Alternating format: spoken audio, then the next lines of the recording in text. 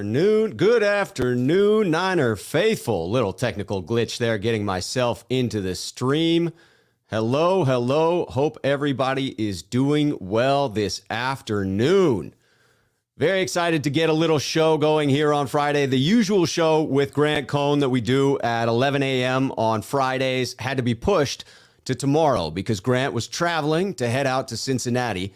So that show will happen tomorrow at 10 a.m., and it will be followed by my usual going live after that show. So there will be another live stream tomorrow for me after that live stream with Grant Cohn on this channel. But I wanted to get into a couple of topics today that were on my mind. We do a usual Friday show. I wanted to make sure that you guys had some content here to get you through a Friday afternoon, because I know that is important. In case you missed it, we did a special Thursday episode yesterday wherein we actually brought on a member of the Bengals podcast, the Who Dey Den, and we talked about the Bengals and how they match up against the San Francisco 49ers. We got a lot of inside information that I think will benefit us in the ability to know what we're up against. I appreciate those of you that are here already. Got Ellis 10 first in the building. Rob, what's up, bro? How you doing, Ellis? Good to see you. Debo Samuel fan. Hey, Rob, you got to be happy, Debo Samuel fan, because Debo looks like he is trending towards playing. I know it was a half-speed practice today, but just having him in there is a really, really big... is nobody seeing... Is anybody seeing me right now? Let me see in the comments if we're having some technical difficulties. Can you see my face and my camera? I'll wait for the comments to make sure we are good to go. I know I started out on the super low quality. All right. I am going to bug out and come right back in. Just give me 1 second, 49er faithful. Hold on one moment.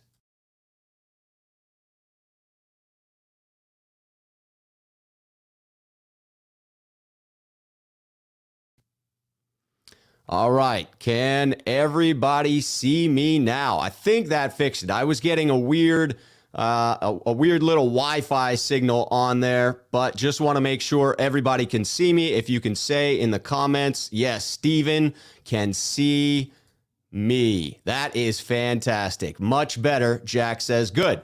Had to get rid of the technical difficulties. A Friday afternoon show can be that way. All right, getting back into the comments here.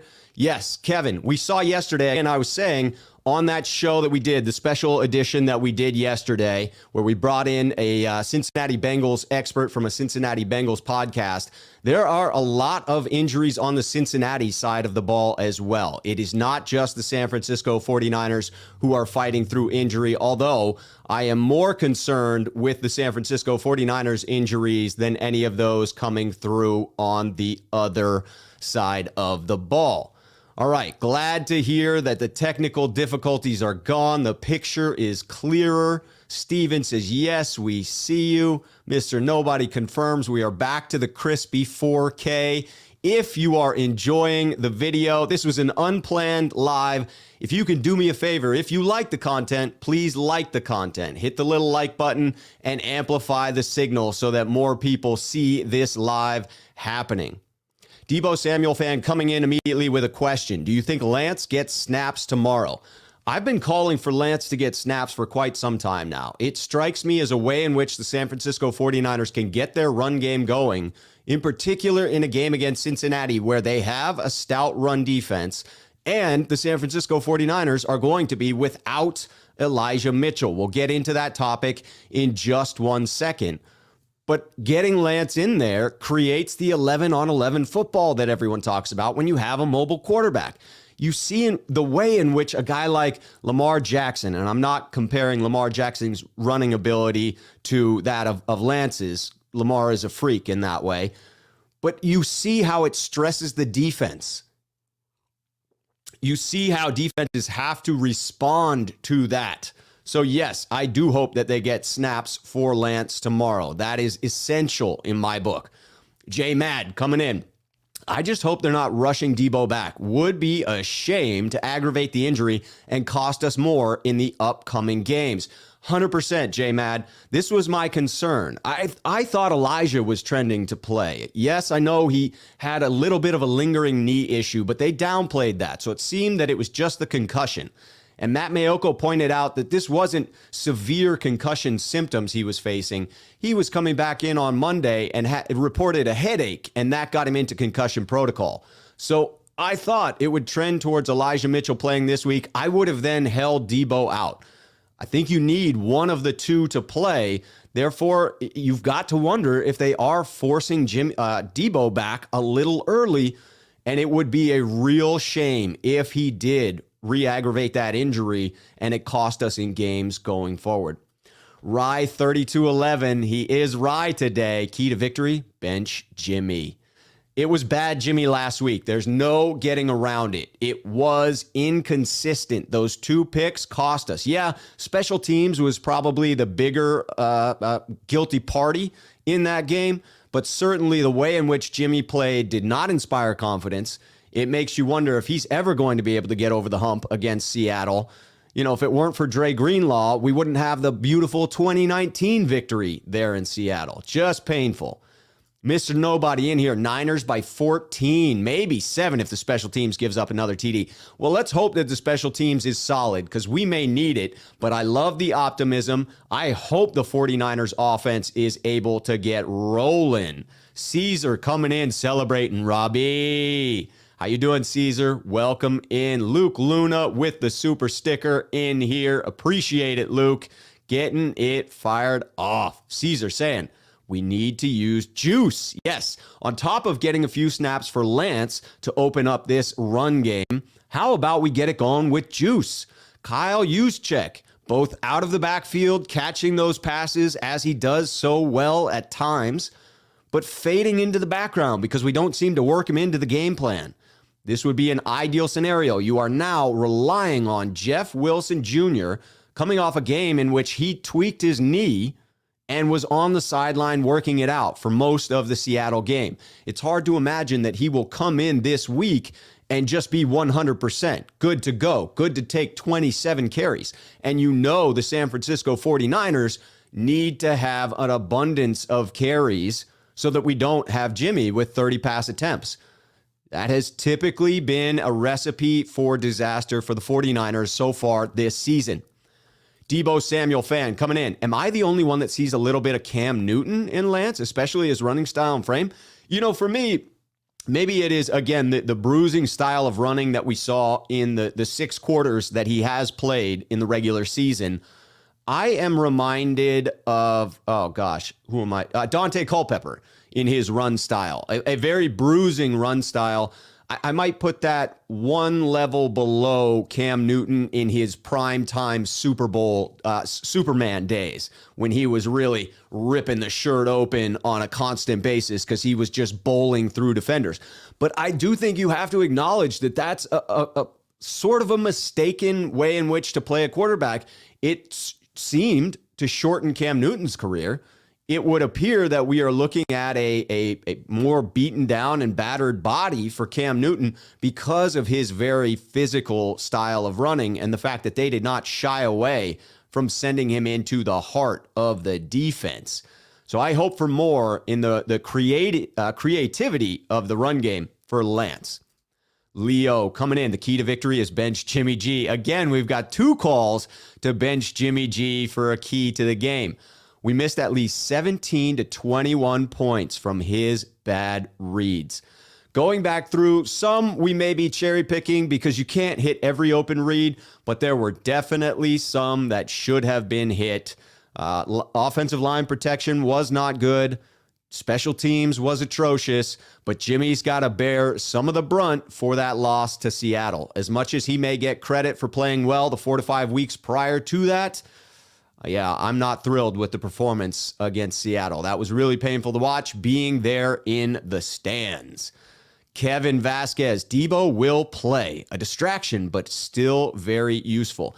Anytime the defense has to account for where Debo is lining up, it can serve as a decoy.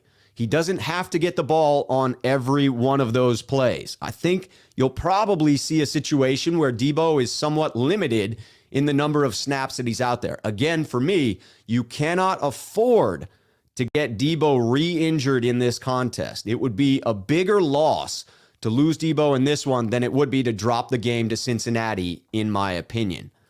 Robert Pacheco coming in. We need our defense to show up. Let's go, Rob. I agree, Robert. They showed up against Seattle. They just didn't have enough gas in the tank to really finish out the game. At the end, they gave us a shot, though. That punch out by Aziz where we got the ball at the 3, we're able to drive it down the field, 96 yards, just couldn't quite complete the comeback.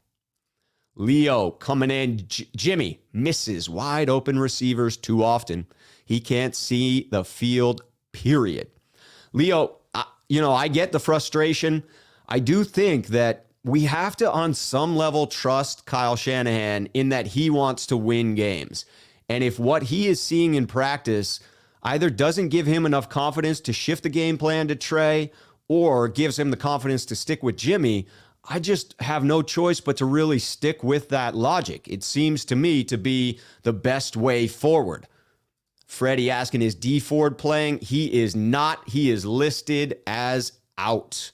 Nick coming in from across the pond in London, or outside of London. Is that correct, Nick? Evening, Rob. Just another must-win game. The team needs to be in playoff mode from now on in. Cannot echo that sentiment enough. It has to be every week. Right now, it is on to Cincinnati. Again, you want to see the keys to beating Cincinnati, some of their weaknesses? Check out the episode from yesterday. It was phenomenal. We're going to get into some of the keys to victory again today. Some new topics. Luke Luna at Rob Shue. I know Jimmy wasn't great, but he was forced to throw things because of all the mistakes. He was forced to force things because of all the mistakes. In the end, he was 15 for 20, 300 yards, 2 touchdowns, and 2 picks. I think Jimmy had a good game. I couldn't go so far as to say good game, Luke, but I'm with you that he does not deserve the brunt of the blame. He deserves his fair share of the blame for his mistakes.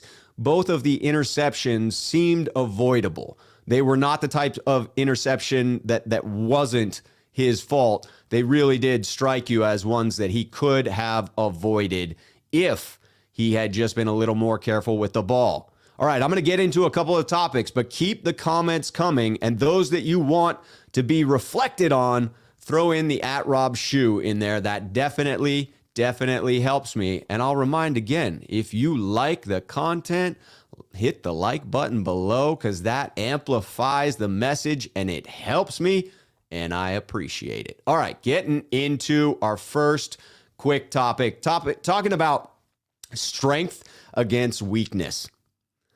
Strength against weakness. The first one that I wanted to touch on here is Jimmy versus the middle. How often do we talk about Jimmy G's limitations? Jimmy G cannot push the ball outside of the numbers. Jimmy G does not take shots down the field, and when he does, he throws an inconsistent deep ball. All Jimmy does really well is that quick release and throws over the middle. Well, guess what, 49er faithful? The Bengals are quite weak over the middle. The Bengals linebackers are struggling, and they are hurt. It was a weak linebacking core to begin with. That was absolutely the weakness of the defense, defending the middle. And Logan Wilson, who had been their best inside linebacker to this point, is out for Sunday. They have a new individual with the green dot on the helmet having to get the play calls in, a new inside linebacker, and George Kittle, Deebo Samuel, Brandon Ayuk absolutely must take advantage of that. We need to get yak yards on Sunday. We got to be back to the yak kings of the MFC. That is what we need to do. Because that middle of the field is vulnerable. That is a weakness for the Cincinnati Bengals. That is an area that they are woe to defend. And it is a strength for the San Francisco 49ers. Now, I do not want Kyle Shanahan to go crazy in getting the ball, having Jimmy throw 30, 35 attempts. That's not what I'm saying here. This has to be strategic. The 49ers still need to base things off of the run. Everything builds off of the run. The run is the San Francisco 49ers identity. Keeping the ball, managing time of possession is so essential to keeping our defense rested so that Bosa can come back on the field and sack the hell out of his buddy Burrow. That is what is needed from the defense. And in order to do that, it's got to be the complementary football. So this weakness over the middle that we're taking advantage of needs to be strategic. It needs to be carefully plotted into a game plan that is still closer to 55-45 run or 60-40 run. That's where the 49ers' strength lies, when they can get above 30 rushing attempts. And it's fair to wonder who those will go to. On the other side of the ball, strength versus weakness, this is a concern. This is something to watch for the game. That 3 wide receiver threat, Jamar Chase, T. Higgins, Tyler Boyd, they are legitimate. All 3 with above 650 receiving yards to this point versus a depleted San Francisco secondary, starting Josh Norman and Dante Johnson for the most part. That could be rough. I saw this morning on Twitter. Go check out 49ers Twitter. You will see the passer ratings against 49ers cornerbacks. Oof, it has been brutal, in particular when you're talking about Josh Norman. It has not been good. Now, he's balanced that out by leading the league in forced fumbles. A forced fumble is a big play. It overcomes a lot of what he's doing on the other side of the ball. But make no mistake, he is playing pretty poorly on the other side of the ball as far as actually defending passes. It has not been pretty. However, the slight advantage here is if the 49ers can apply pressure, Joe Burrow is leading the league in number of interceptions thrown with 14. Could this be another double interception game for Jimmy Ward? By far our best secondary member with everybody who is dinged up at this point. I would look for the 49ers to primarily be in 2 high safety looks. A lot of double coverage on Jamar Chase. That guy is electric. Absolutely need to keep him covered. Big play guy, big chunk guy. The 49ers need to keep everything in front of them with that vicious 3 wide receiver, 3-headed monster that exists for Cincinnati. All right, I want to get back into some of your comments here. Mr. Nobody agrees. 60-40 split, run to pass. Jimmy's good when Shanahan does that. Yes, it is all about getting the run game going for San Francisco. Emmanuel coming in. This game is a good chance for Bosa to register more sacks than games played if they don't chokehold him down.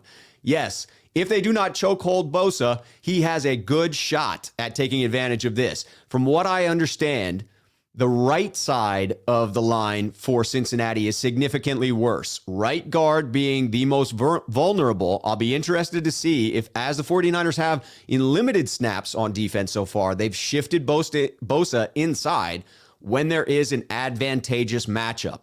Right guard is very susceptible for the Cincinnati Bengals. Will they place Bosa over top in the center in a turbo package at times? I would also expect to see him over the right tackle, which is a significantly better matchup for the 49ers than left tackle. Yes, be looking for the infamous Bosa holds as they occur. 5,000 note. Just make sure Vegas knows, because that will guarantee us to win. Just make sure Vegas knows how we're betting, and then they'll go against us. Is that what I'm hearing there? Luke Luna coming in. 2 bad throws, and he had a bad game. But the rest of what he did wasn't bad. He only missed 5 throws. Let me say that again. 5, and 2 of those were interceptions. So he only missed 3 throws under pressure. Back to the, Jimmy G didn't have a terrible game against Seattle. I'm with you on not having a terrible game, but I do think that some blame does lie with Jimmy. It was the type of game that we could not afford those types of turnovers. Hey, Luke, I'm not calling for Trey Lance to start. I am still on the side of believing Kyle Shanahan in who he thinks should be the starter for the San Francisco 49ers. And by all accounts, that is Jimmy G for him, and it's without question. I do think we need to work Lance in to get him some snaps. That, to me, is essential because it makes us a more dangerous playoff team. And I'll hit on that topic in a little bit. Leo disputing that. Luke, you need to watch some tape. Jimmy has been horrible the last 2 games. Leo, I think that may be a little bit of hyperbole. I find myself in the middle of those 2 takes. I don't think that Jimmy had a good game against Seattle, but I also wouldn't say that he was horrible. I think it was an inconsistent game, and that is unfortunately what we get from Jimmy Garoppolo is inconsistent quarterback play. If he provided significantly more chunk plays, it would be okay that we had inconsistent quarterback play. But he plays and contributes much more at the level of a game manager, and therefore those turnovers just kill the 49ers. That is rough. Debo Samuel fan, am I the only one who is worried about how Kyle is using Lance? I feel like every time Kyle has a running quarterback, he runs them into the ground. Even the 3 and 5 when he came in against the Jags. The 3rd and 5. I mean, there's certainly the Robert Griffin experience to go back to. That was not pretty. But I don't know that you can say that about Lance so far. It's so early on. What was clear to me is he didn't know how to use him. Kyle Shanahan did not design a great game plan for Trey Lance when he came in. He certainly wasn't prepared to use him in the 2 quarters where he came in for injury. And then the game against Arizona, it was just not a great game plan. Seemed like poor coaching. Seemed like a recipe for getting Trey hurt. And that's exactly what happened. But my hope is that's why you're not seeing Lance, is because Kyle doesn't think he can get him a more complex game plan, that eventually we will get to a point where Kyle does feel comfortable dialing up a complex game plan for Lance, and Lance feels comfortable executing it. Potbelly's Ornaments, I hate to say it, but I don't see the Niners winning unless Burrow is out. SF is back to making the mistakes that have us in the losing streak. Coaches need to do better. Agree about the coaches needing to do better. You know, the thing against Seattle, it could just be ownership. It could just be the little brother, big brother syndrome that we have against the Rams. Seattle has our number. So because of that, I'm willing to wait one more game for a slightly larger sample size before I say that the 49ers have completely slid back. They certainly took a step backwards, but the game Sunday will tell me just who they are for this remaining 5-game stretch. Ellis 10, the two roughing the passer calls gave the Seahawks a score. As well, the kickoff fumble. That's 2 touchdowns that killed the 49ers drive. Special teams by far was the most guilty in costing us the game against Seattle. That's my 2 cents on it. Fat something. Why is no one talking about the missed PAT in the Seattle game? Otherwise, that last drive is for the win. Yeah, Robbie Gould has not been wildly consistent. It is fair to say that we are overpaying for a veteran kicker at this point. I think it's fat build. I like it. Caleb Tipton, the keys to this game and the remainder of the season is, number 1, get turnovers and don't give them up. 2, run the ball. Getting thin in the backfield, though. Yes, we are. I will touch on that in just a little bit. Nick, I am with you. They need to use Debo sparingly. His health is paramount.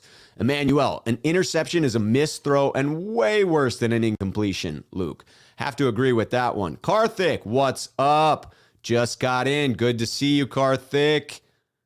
Always so kind, Karthik. My guy, you're a good man. A good man. Luke Luna. People also complain about Jimmy missing reads and wide receiver, but when you watch the tape on Lance, it isn't even close. Trey misses everyone and takes off running. You can't win consistently by bailing on plays. I don't know, the legs would be a plus for me. But yes, I do think that Lance is struggling with short passes. I do think he struggles with overthrows as well. Again, if in practice, Kyle was seeing enough to consider switching, I think we'd be closer to a switch. I think his language would start to soften. I, on some level, have to believe what we're hearing from our head coach. But I get people who are frustrated. I get people who are skeptical of that. I don't buy into any of the conspiracy theories, but I get people who are frustrated and skeptical for sure. Caesar coming back in.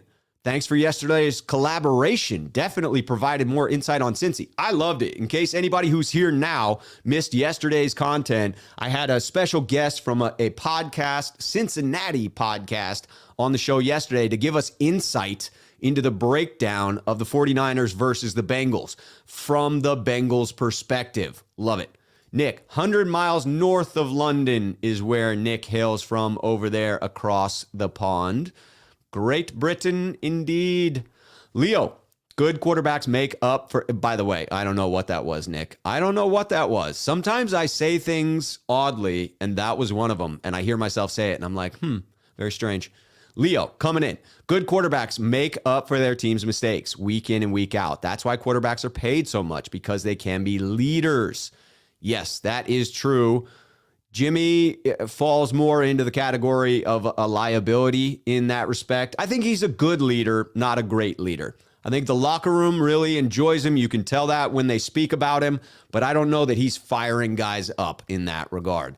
Luke Luna, that's why I said in the end he only missed 5. That's 75% completion percentage. All right, speaking of completion percentage, I am going to get into a topic and then bounce back into the comments. So don't go anywhere. If you want to leave a comment, hit me with the @RobShoe, because eventually I'll have to catch up. But now let's get into a tale of 2 inconsistent quarterbacks. Unfortunately, one of those is ours. But the other one is Joe Burrow. Joe Burrow has a 68.3% completion rate. He's thrown 23 touchdowns to 14 interceptions with a passer rating of 98.3. It is that touchdown to interception ratio that San Francisco 49er faithful should be excited about. We have a chance to force multiple picks in this game. In games where Joe Burrow throws multiple picks, Cincinnati is not playing well. That is the key to victory. Now, unfortunately, that is also the key to victory against the San Francisco 49ers. If the Bengals are able to produce multiple turnovers against us, multiple interceptions, that's going to really hurt our chances of winning this one. So we look at Burrow, 68% completion percentage, 23 to 14 touchdown to interception ratio, 98 passer rating. Jimmy is very comparable, the same passer rating. Joe Burrow, 98.3. Jimmy Garoppolo, 98.6. Perfect temperature for Jimmy Garoppolo, 98.6. A perfect temperature. Not the ideal quarterback rating, though. Let's get that thing above 100, Jimmy. Where Jimmy is lower than Burrow is in completion percentage. There it measures out for Jimmy at 66.8, so basically 67%, slightly below Joe Burrow at 68. I'm going to guess that depth of target is also a little bit deeper for Burrow with those weapons he has on the outside and the yards he's putting up in the passing game. But Jimmy is a little bit more conservative in the touchdown to interception ratio. 15 touchdowns, 8 interceptions, basically rocking a 2-to-1 touchdown to interception ratio. That's not bad, Jimmy. That's Jimmy. A 2-to-1 touchdown to interception ratio is what Jimmy Garoppolo does. That is a pretty consistent number for him. Look back on previous year stats. That's not something to be terribly concerned about. It's not something to be thrilled about either. It's not something I point to defend Jimmy Garoppolo. It is something I point to say he's average, he's inconsistent. Those are words I would use to describe Jimmy Garoppolo. Atrocious, terrible, needs to be benched. Those are not terms I would use to describe Jimmy Garoppolo. Now, could you sell me on the idea of starting Trey Lance? Yes, but that would be for the reasons of excitement of starting Trey Lance, for the reasons of being able to do what Jimmy does plus. That would not be because of a horrible reflection on Jimmy Garoppolo. Again, I just think that nuance is important in these conversations. We have to discern between average quarterback play and what is really atrocious quarterback play. Atrocious quarterback play is when you throw more interceptions than touchdowns. The Seattle game, it was even, 2-2. That's not good. That is not good, but it's not terrible. Again, if it were not for special teams errors, we probably would have taken that one. The good news for the 49ers, you have two inconsistent quarterbacks on the field. All right, Karthik coming in. Have Niner fans been realizing that defenses are now taking the middle away? That's why Jimmy's completion percentage is low. Well, he's still at 67%, 66.8%, and the Cincinnati Bengals are weak in the middle. If you missed the beginning of the show, that's what I covered. That is a strength versus a weakness. It is Jimmy's strength, hit the middle of the field. It is Cincy's weakness that they cannot defend the middle of the field. The Camper Report asking, Debo is coming back? I thought he was out for another week. No, as noted in the presser today, he's trending towards playing. He practiced in full today. Now, it was a half-speed practice today, so take that as you will. But he did practice in full, and he was not listed as out. Elijah Mitchell listed as out. Nick asking, they are good against the run, though, aren't they? Yes, they are, allowing 4.1 yards per carry. But yes, they are top 5 in some regards as far as total yards rushing allowed, and then above average in basically every other rushing statistical category. It will be tough to run against them without Elijah Mitchell. Karthik, I can't name you one player on the Bengals defense, but don't take any game like a walkthrough. There are some good names on that defense. Their right defensive end, I believe it's Hendrickson, was signed by off of the Saints. He is definitely having himself a good season. 10.5 sacks. Luke, Lance is a rookie. It's expected for him to make mistakes and learn. Jimmy is not. He's not better than Mac Jones, and you know it. It's tough to say. Different teams, different comparisons. Karthik coming in. We need to chew more of the clock. We haven't been managing the clock very well since the Minnesota game. That's our plan. Managing the clock is key. The Bengals have been doing that as well, though. They also have been averaging above 30 minutes of time of possession. 31:30, if I saw that. 31 minutes, 30 seconds on average. Jay coming in. What up? I have the Niners bouncing back. Good. We need a bounce back game.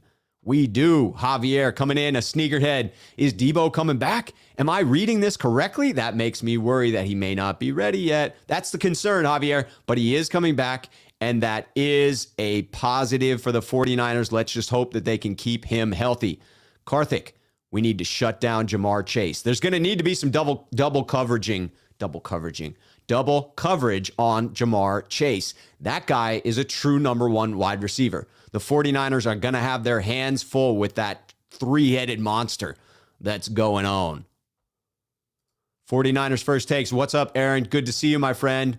Aaron says, I don't have much confidence in the secondary. That is a tough matchup. Absolutely a tough matchup. I will touch on it in just a minute because I'm fascinated by the mention of Ambry Thomas this week. I'm wondering if we might not see him. Leo, Kyle comes up with great game plans against these defenses, and our veteran quarterback can't read the defense and put the ball in the correct spot. Kyle definitely feels like he gives the answers to his quarterback, and so far, you can see the frustration on his face when Jimmy Garoppolo cannot produce those answers as he needs to on the field under pressure. Karthik confirming, yes, the presser has said Elijah Mitchell is listed as out. Here we go, Super Chat. That Niner guy coming in. If the Niners get run on and can't get Burrow off, the spot, it might be a really long day. Yes, Joe Mixon is a legit back in the NFL. Joe Mixon is a threat against the San Francisco 49ers. He was ill this week, not COVID related, as I understand, had an illness, maybe a flu, something like that. You hope maybe he's not 100%, but he is a threat. The 49ers will need DJ Jones in this matchup. Let me get my DJ Jones shout out. You know I love to give DJ Jones and his dad and their barbecue sauce some love because a portion of their proceeds go to charity, and I love supporting that. But yes, if the 49ers get gouged by Joe Mixon and Nick Bosa is unable to go sack his good buddy Joe Burrow, it could be a long day. A long day. Have to agree, that Niner guy. Ellis is with me. Cover 2 is going to be key. Gavin in the house. Coach Rob Beard. Let's go. Let's go. Smooth trucking. When Jimmy can throw down the middle with confidence, he plays well. I think he will play better this game, but we still need to run the ball. He should be able to throw down the middle in this one, folks. He should be able to eat over the middle. Gerson coming in. Hey, Rob. For our Niners to win this one, we're going to have to outscore the Bengals. I think our defensive backs are going to have a long Sunday. We're going to have to sack Joe Burrow because we are vulnerable on the edge with those defensive backs. We are going to need to get creative to get the best secondary players out there. I want to see Tart, Hufanga, and Ward out there quite frequently because Dante Johnson and Josh Norman need help over there on the edges against these pretty damn good wide receivers. Potbelly's Ornaments. It all depends on the amount of pressure we get. If we get to Burrow with regularity, then he won't have time to make the big plays. The pressure dictates how our corners do. Agree with this, Potbelly. So inside info we got on the channel yesterday from a Bengals podcaster, the Who Dey Den, indicated that much like Jimmy Garoppolo coming off of the year where he blew out his knee, Joe Burrow was uncomfortable to start this season. He has gotten more comfortable as time has progressed. He has definitely started to feel like he's moving around the pocket more, that he's escaping, that he's comfortable using his legs. But if the 49ers can get to him, you could see his confidence getting shook. You know how Jimmy gets when people get around his legs. You've got to hit him early. You've got to hit him often. That is a key to this game. Jay asking the question, do you think Trent Williams is having the best season of his career? He is the best left tackle in the league right now. I would need to go back and comb through his statistical seasons before, but it's possible. And I mean, how amazing is that? People were second guessing the contract he got.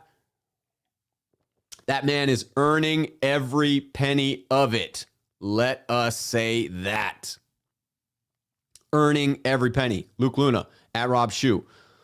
Oh, I agree with you. He had some bad moments. And in my comment above, I didn't say he had a good game. I said Jimmy has a good game, as in Cincinnati, I meant. I'm with you there. Jimmy will have a good game against Cincinnati. His strength matches up against what they cannot defend in the middle of the field. Jamie Bryant's concerned, just don't know. Bengals D is pretty good. I'm going to see how many penalties Josh Norman stacks up and the boneheaded throws Jimmy usually throws the game. Will be a nail biter. I think this one could be a nail biter. If the 49ers are not able to establish the run, could be a very challenging game. Excuse me. Archie, don't know if I've gotten you in here before. Getting your comment up, Archie. Shanahan don't want to use rookies, period. It's very strange. He seems to be an old school coach in that regard. You have to earn your playing time. It's not given to rookies. And the other thing is, if those rookies do not earn the playing time in the preseason, he seems very reticent to then allow them to overtake the veterans during the season because of limited practice time. And I get it. There are limited reps for them to be able to show that they deserve that starting spot over the other starter. But you have to give these rookies a chance. You have to get them ready. We need contributions from them. Man, we got to work on player progression. All right, Debo Samuel fan, not taking it. Stop the Jimmy is good narrative. What good quarterback has to throw under 30 passes to win? What good quarterback can only throw checkdowns to not have a sub 50% accuracy on his throws? Be real. Debo Samuel fan, I get the criticism of Jimmy Garoppolo.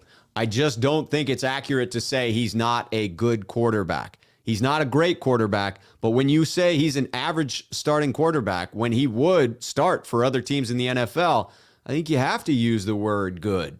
Certainly not great, definitely inconsistent, bad at times, but good in others. I got to stick up for our starting quarterback in some regards. I can't just trash him. Gavin coming in at Rob Shue. How much chicken do you think DJ Jones is going to want in the off season? He's going to be using a lot of his dad's barbecue sauce. That is all I can say. I think you mean for the contract, how much are the Niners going to have to pay to sign him? I don't know, but he better be a top free agent priority for the San Francisco 49ers. JB, that's it. With the mediocre with this team, what's the point of playoffs, honestly? I got to disagree, JB, in that I think the playoffs mean something. I think a winning season means something. It means something to me. Let me clarify that. I would be excited for a winning season. I would be excited for a playoff berth. I'll not be thrilled if it's one and done in the playoffs, but definitely getting to the playoffs is something that would bring me joy as a 49er fan, and I can't lie about it. Right, 3-2-1-1. People talk about getting Juice involved, but anytime they draw up a play for Juice, Jimmy overthrows him. He got the ball to him once in Seattle that was decent, right? Luke Luna, I do watch tape. I watch every snap on both sides of the ball, broken down by Chapman on Patreon. I'm not saying Jimmy was good. He had two bad moments for sure. Special teams cost us 18 points.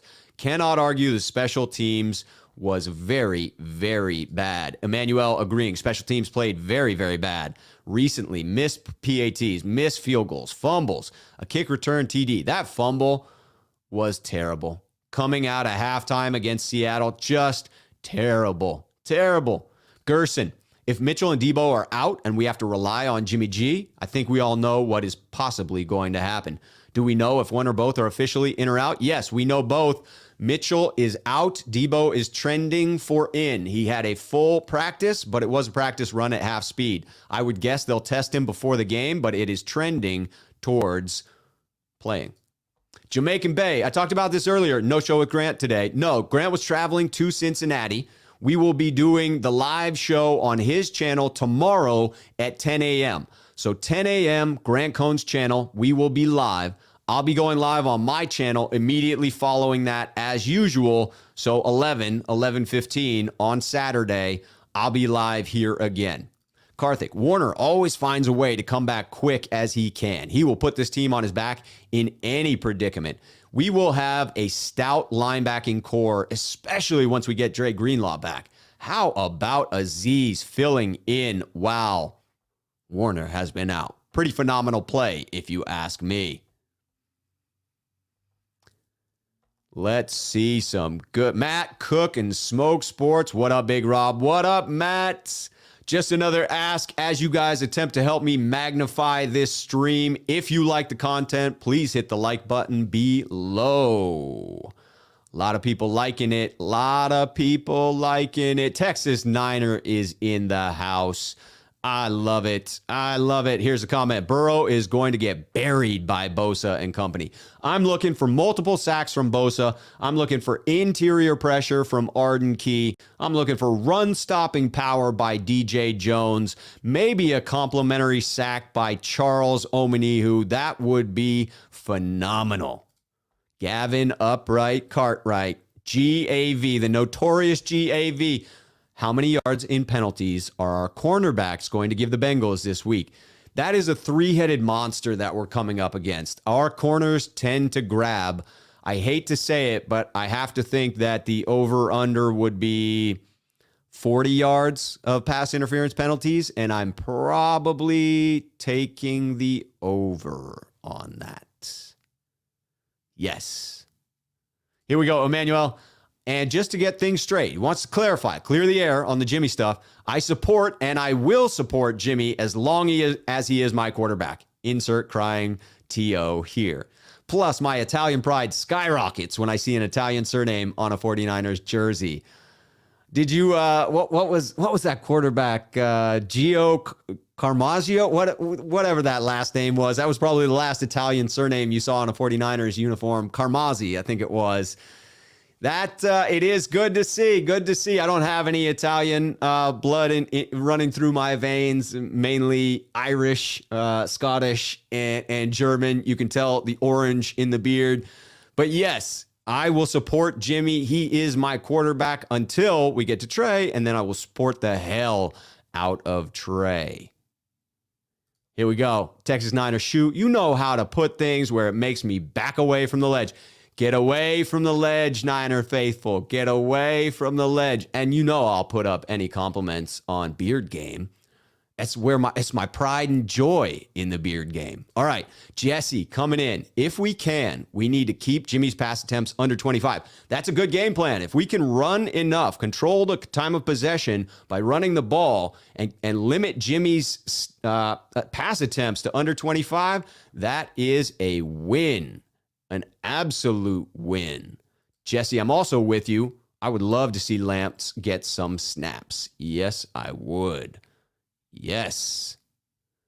Texas Niner, what about D Ford? He is out, officially listed as out.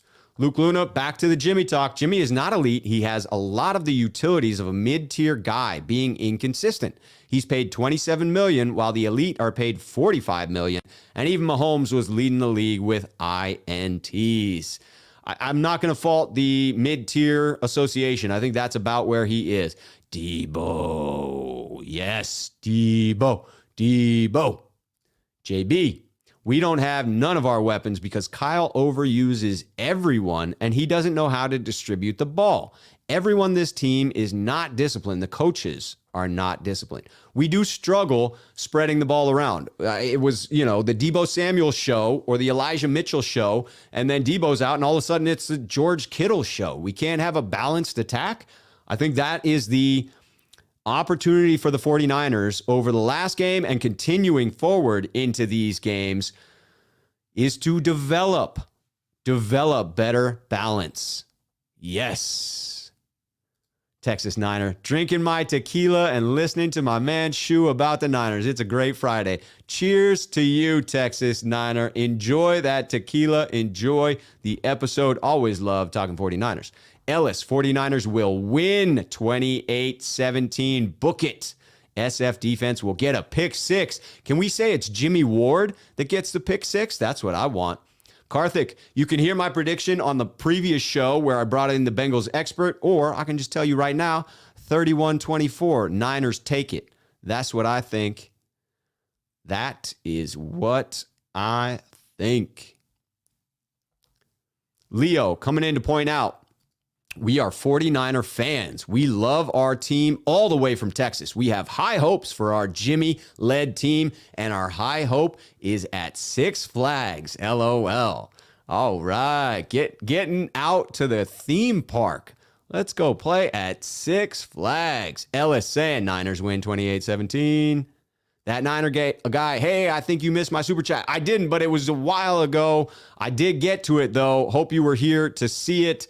Just behind in the comments, as it often happens. Trying to get caught up. I try to stick to the ones that are directed at me. Edward saying hello. Hey, Rob and Faithful. Shout out seems likely. Oh, shootout seems likely. I think so too. Burrow is definitely going to push it with those frickin' wide receivers. But Leo points out, Burrow, broken pinky is our key to victory. I think you want to hit him early and often. Early and often. Frank, you coming in from Hawaii? Aloha, Frank says. Being the master of the obvious, we must have more points than the Bengals when the fourth quarter ends. Just a feeling, but I think we win if this happens. Frank, I think you're spot on. More points than the Bengals being the biggest key to victory. Luke agrees. Score more points than the opposing team. Michael coming in. The best defense is to keep Burrow off the field. Kyle must stick to the run game to burn clock. Yes. Yes, they must. Jesse, Trent Williams is the best player in the league. Most definitely the best left tackle in the league. I think he's having one of the best seasons of anyone I can think of. David, sir, are we sure? I'm pretty sure that he's the best left tackle. Best player, that's harder to say definitively. RE Investor, you can thank the NFLPA for that, Rob. I don't know what I'm thanking him for, but I thank the NFLPA for sure. Ooh, Karthik. Who's my favorite player of all time? It's a hard answer for me between Joe Montana and Jerry Rice. I think I'd have to go with Jerry Rice.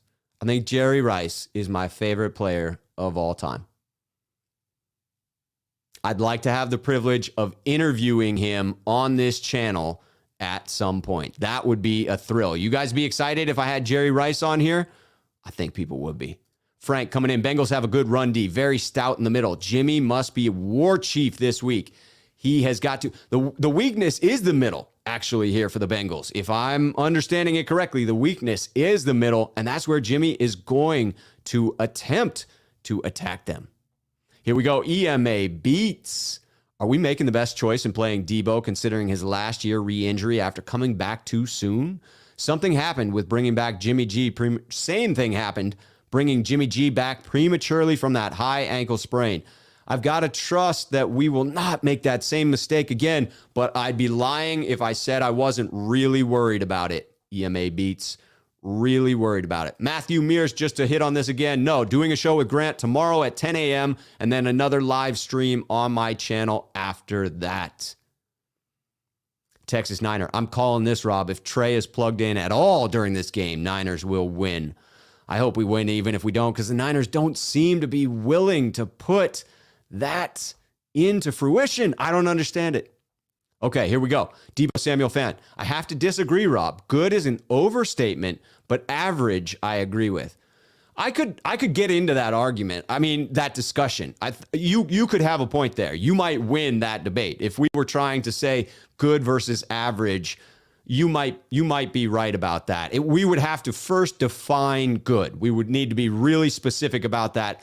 My feeling is if you're good enough to start in the National Football League and another team would put you in as their starter as well, that shifts you over into qualifying for the term good. I don't think good is something that's really braggadocious about anybody. Aaron with 49ers First Takes with a donation. I appreciate you bringing that in, man. I hope you are doing well, my friend. Luke Luna. Trent is a beast. I never thought we could replace Staley. With some hope could replace him. Not that quick and not better, but we did the same season he retires. The fortune of him falling into the 49ers lap is incredible. Incredible. Felipe, the smart thing to do is extend Jones, DJ Jones. I'm all on board. You know I'm on board for getting DJ Jones an extension. Get that man paid. And Al-Shaair now before they get expensive. That is the play. The 49ers have let too many of these players get to free agency and then had to compensate them in the way they did with George Kittle and Fred Warner. Let's get some early contract extensions. Show that you're good at talent evaluation, Niners. Gavin Upright coming in. I'll take a 9-8 or 8-9 season and we make the playoffs right now. Making the playoffs is something. It is absolutely something. John, with Mitchell out, you think Hasty and Wilson Jr. can sustain our run game? No, I think we have to get creative. I think you will have to get snaps for Debo. I think you should get snaps for Juice. And I think you have to get a couple of snaps for Trey M.F. Lance. Trey M.F. Lance needs to get some carries. David Sir, unhappy. I don't know who's more inconsistent, Jimmy or Kyle. Is there a possibility we can get rid of both? Sure, there are lots of possibilities. It would be interesting. I can't lie. I thought to myself, what if the 49ers traded Kyle Shanahan to Minnesota? Would he love that offense there with his main squeeze? But I don't want to get rid of Kyle. Personally, I understand there are 49er fans that feel that way. I do not. I think that he is still an offensive genius, and it comes through in the eye test for me. Frank, that no-name coach in New England thought Jimmy was worthy, wanted him to go to a coach and team that would potentially elevate his play. In the New England system, Jimmy would elevate. I think there are a couple systems out there that Jimmy could do very well in. Emma, what's up, Emma? How good is this Bengals team? Don't know much about them. They are a very potent offense. They have a three-headed monster in their wide receiver core. They have a stud bell cow running back in Joe Mixon.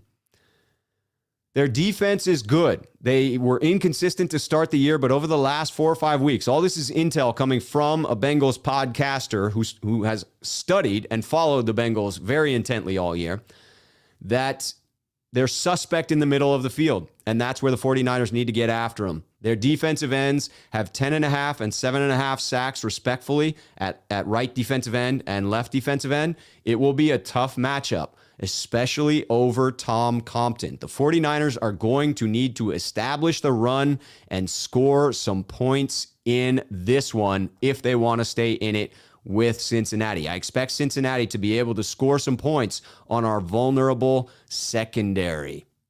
RE Investor, Burrows had limited practice yesterday and none on Wednesday. I'd say he's going to have trouble throwing deep with that pinky finger. It showed last game. He got injured early in that game and was able to keep going. He was practicing this week. I don't know that we can count on that finger being bad, but you got to hit him early.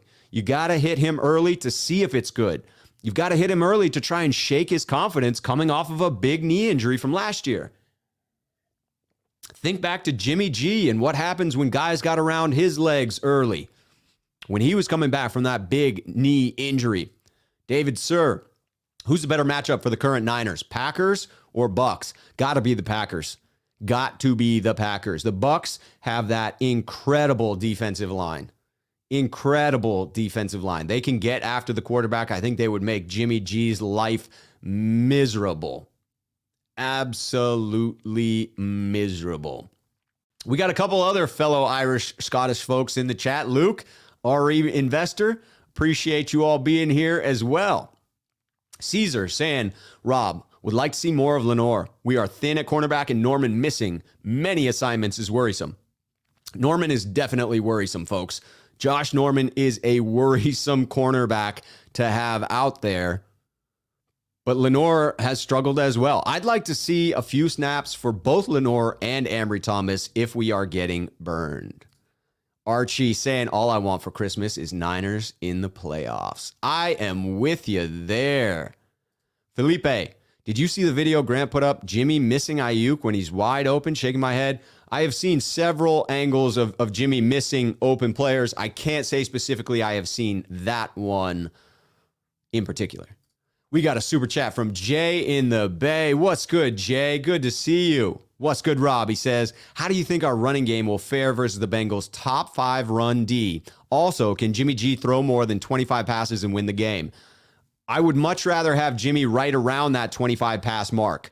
I would much rather the 49ers establish the run game. The Bengals are top 5 in total rush yards allowed, but they are allowing 4.1 yards per carry. If the 49ers can rush at 4.1 yards per attempt, I feel pretty good about it. If Jeff Wilson Jr. has enough juice in those legs to get 15, 20 carries from him, another 5 to 10 from Jermichael Hasty. Let's get Juice in the neighborhood of 3 or 4 carries. Let's get Lance in the neighborhood of 2 to 3 carries.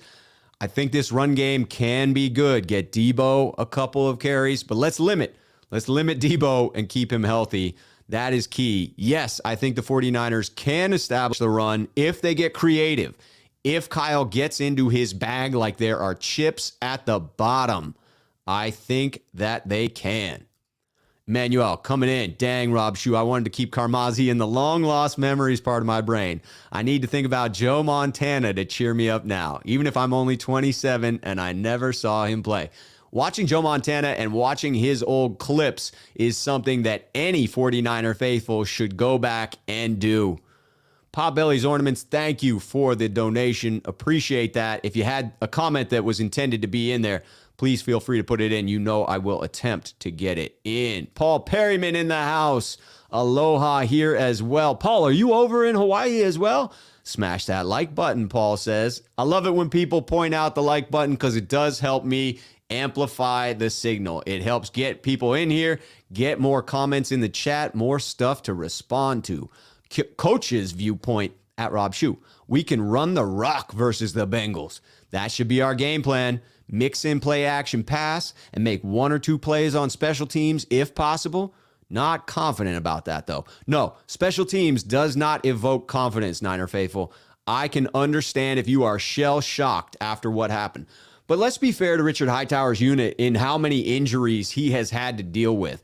Anytime a starter goes out and someone needs to fill in, they're generally coming off of special teams. And now Hightower has to prep somebody that, hasn't played in the scheme. And that's tough to do. Now, some of these things, the Travis Benjamin not wrapping up the football, that's unforgivable. It appeared that we were just badly beaten on that punt return, on that fake punt. But I liked Richard Hightower taking accountability for that. I have to admit it. Leo, also a Jerry Rice fan. Yes. Okay, here we go. Matthew agrees. That would make your status legendary, Rob, if you had Jerry on your show. I am going to try to make that happen someday. I don't know how, but I am going to try because you have to have goals. Mocha Frost, yes, Jerry, my football idol. Coach's viewpoint, Joe Montana. Actually, I met Jerry when he shook my hand, had the longest fingers I ever saw on a human. I had the privilege of going to the Football Hall of Fame induction that was both Joe Montana and Jerry Rice. There was actually a third Niner from the 60s that was inducted there as well. David something. I can't believe it's escaping my memory right now. Howie Long was in that class. It was an epic class. We got to go to the Hall of Fame ceremony, went to that special party afterwards, got to shake hands with Eddie D, who was far shorter than I would have imagined. I mean, little kind of Napoleon type of thing, but like you felt his vibe. When he shook your hand, you knew you were shaking the hand of royalty. It was cool. And then Ronnie Lott, when you shake his hand and you get the partial finger, it just gives you chills because the dude sacrificed a digit so that he could play sooner. I mean, you have to respect that. You really have to respect that. And then Joe Montana. Joe Montana was there as well. Just a super friendly guy. That $1 million smile. Joe cool. Joe freaking cool. Yes. AJB coming in to say, what's up? How you doing, Rob? We win Sunday. I like the declaration, and I am doing well, my friend. Enjoying the live stream, as I always do. Jesse coming in. At Rob Shoot. Joe Mixon may miss this game. That's a major plus for us if he does. I hear he's not scheduled to miss it. I hear he is returning from that illness and is likely to play in this one. If you have different intel, throw it in there. Luke Luna at Rob Shoe. Want to give props and recognize Emmanuel because he's a true fan. He may have criticism, but he supports the starters. You find me rooting for Compton hard and cheer for their successes. I'm with you 1,000%, Luke. If they start for the San Francisco 49ers, I cheer them on with everything I've got. Coach's viewpoint. At Rob Shoe, just take note of who says Jimmy G is a good quarterback out there, and you'll quickly realize that fans' opinions don't mean much. It started this past week with Kurt Warner. Did film breakdown on him. I don't know if you're implying that he is terrible or not. I'm not sure which side of it you're on, coach's viewpoint, so it's hard for me to say one way or the other. I think when you look at average quarterback play, you should be able to win with that. The 49ers should be able to win with Jimmy behind center. Leo points out good for him equals able to read defense and throw to the correct spot as planned by our genius offensive coach or our genius of a coach. Yes, that would be ideal. It makes you wonder, would Mac Jones have been a real fit as far as him having a high floor, maybe not the same ceiling as Lance, but I'm more excited to see the Lance plus, which is everything a game manager can do, but more. MILF Hunter coming in with the super chat. Where's the show with Grant today? Not until tomorrow at 10 a.m. Grant had to travel to Cincinnati. He's probably eating some weird spaghetti with chili on top of it right now. And we will be on tomorrow at 10 a.m. Remember to tune in. Gavin admitting, I was on the Fire Shanahan train, but now I've watched him and the team turn this season around. I'm starting to turn back into a believer and eat my own words. Gavin, I appreciate people who take in new inputs and change their perceptions. That's what it's all about. Coach's viewpoint pointing out Mixon's banged up, might not play. We picked up Hill, a good back who can catch the ball too. I'm going to touch on that in a second. Got to get back into my topics. I'm just having too much fun reading the comments. EMA Beats, how do you feel about Jimmy's inability to look off secondary players, aiding his predictability and turnover ratio?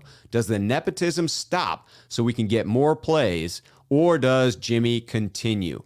I'm not sure if there's any nepotism involved in starting Jimmy. Again, I just go back to the idea of Kyle believing Jimmy gives him the better chance to win. And he may be wrong about that, but he's the one with the most insight there. I just don't know how we can really accurately question his evaluation there without getting more info. Once we see Lance out there, if he's lighting the world on fire, we'll know they probably waited too long to throw him out there.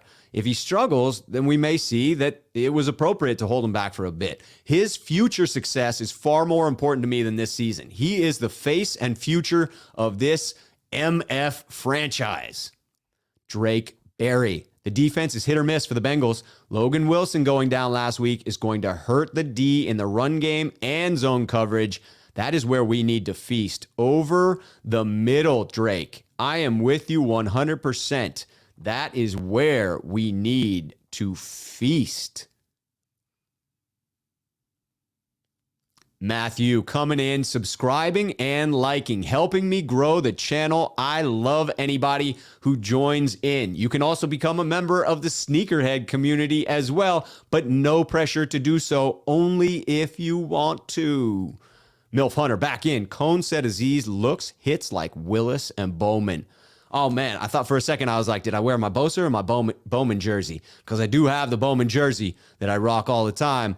But yes, I think he does hit like that. I think he brings that energy. I don't think that you can underestimate a tone setter on defense. You have to have guys like that. I think both he and Hufanga play with an energy that this defense benefits from. Potbelly's just being generous. No comment. Have a cup of Joe on me.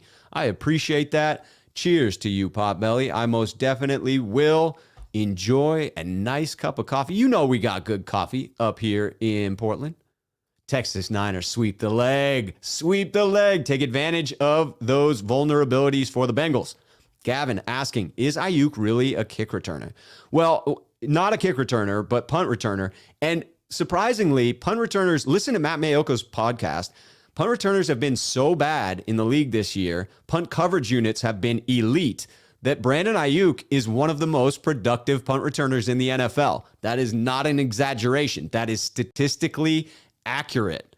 Statistically accurate. Brandon Ayuk is one of the better punt returners in the league this season. If there were a Pro Bowl position for that spot, he might make it. Like, that's pretty crazy. So, yeah, he's a legit punt returner. He does make some mistakes. When he lost 4 yards at the end of the Seahawks game, that was not great. But he adds some explosive nature to that position. What we're missing is a kick returner. We do not have a kick returner. And now, with Trent Cannon out with the injury, that makes it even rougher. Here we go. At Rob Shue from Coach's Viewpoint. Love the sweatshirt you're rocking, but Hightower doesn't get a pass for doubling up both gunners and leaving the box thin so they could fake it.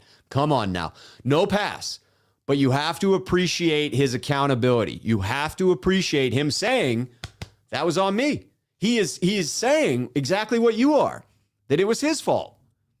He doesn't think he deserves a pass, nor do I. You do have to recognize the injuries he's dealt with in looking at the totality of what he's done on special teams. But in that play, that one's on him. On him. Caesar, at Rob, hearing Steve Young's, my favorite Niner, interview on KMBR makes it hard to watch Trey sit out. Dankeschön. Dankeschön? I do not speak German, even though I have German blood, or if that's Dutch or whatever it is. I do not speak other languages. But thank you, Caesar. Yes, I need to listen to that interview. I have not heard it yet, and I'm sad to admit that. Here you go. Sunshine Bay Culture Podcast for more insights. Support your local boys. Support here, support there. Support everybody doing the Niners stuff. Ellis 10. Hit Jerry Rice up on Twitter. I'm sure he would do an interview. I hope so. Felipe. At Shoe, do you think we're in trouble? Because Dante Johnson is out, personal, but only good thing is Lenore gets reps. I just heard Kyle Shanahan say that as long as Dante is good to go before game time, he's going to get the start. So it seems as if Dante will, but I would like to see snaps for Lenore or Ambry Thomas. I heard the Ambry Thomas rumblings this week, and that makes me wonder if we may see him a little bit. EMA Beats. Rob Shue, remember the Rams pulled a fake punt on us? I do. It seems as though Hightower didn't. There should always be prevent additions on special teams. I mean, it behooves one to do so. But remember that he did cover that fake punt. We were able to, I mean, it was in no small part thanks to that man right there, DJ Jones. But yes, the Niners were able to hold that fake punt and cover it well. So, if you're able to do it sometimes, then it is not atrocious. But I agree, the one against Seattle was brutal and it hurt. Matthew coming in as a sneakerhead and subscribed. Love it. Broad asking the camera, Sony A7C, because I like to have a crispy picture and I got to have my autofocus. The autofocus is the key for me. Broad 13. Emmanuel coming in at Rob Shue. If you ever have the chance to interview the GOAT of wide receivers, ask him if he's willing to coach our wideouts with bricks like he did helping his dad so they can stop dropping passes. I will definitely ask him about catching bricks because that's the baddest ass story that I've ever heard. I will also ask him about running the hill and how many 49er rookie wide receivers have reached out to him for his mentorship because it frustrates me to no end that we have the greatest wide receiver of all time and it doesn't seem like our guys are taking advantage of that. That bugs me. Gerson at Rob Shue. Rob, what's your favorite Niner of all time? Mine's Ronnie Lott. Nobody hit harder than Lott. Best safety of all time. Best defensive player? Ronnie Lott. With you there. 100%. Ronnie Lott. And then as I stated earlier, I got to go Jerry Rice for my favorite of all times. Charlie, thanks for putting this in there. Yeah, moment of silence for Demaryius Thomas. That is unfortunate. 33 years old. It seems as if he had a medical condition. I haven't read the entirety of the story, but regardless of how he passed, that's a very tragic moment to die at the age of 33, seemed to be loved by family and missed by teammates. Yeah, moment of silence for Demaryius Thomas.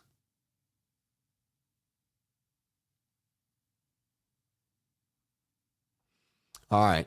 We recognize that. We'll get back to a positive spot.